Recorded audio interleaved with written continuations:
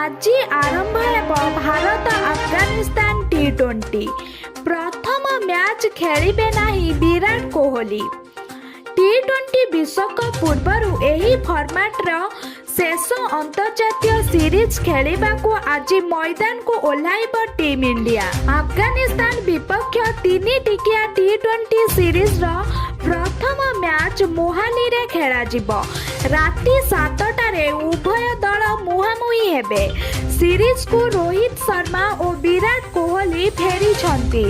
दुई खेलाड़ी शेष थर पाई 2022 टी20 विश्वकप सेमीफाइनाल खेलिथिले।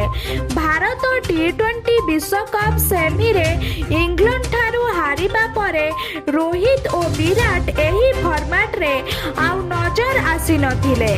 एबे अफगानिस्तान विपक्ष सीरीज पाई घोषणा होइतिबा स्क्वाड रे विराट और रोहित रहिचंती। किंतु आज अफगानिस्तान विपक्ष प्रथम टी20 रे व्यक्तिगत कारण पाई विराट खेलिबे नाही, किंतु से द्वितीय और तृतीय टी20 मैच बेलू उपलब्ध हेबे। सेहीपरि टी20 रे यशस्वी जायसवाल और रोहित शर्मा भारतर इनिंग्स आरंभ करिवे। एपटे अफगान दलर स्टार ऑलराउंडर रशीद खान खेलिबे नाही। प्रथम थर पाई उभय दल टी20 सीरीज खेलुछंती।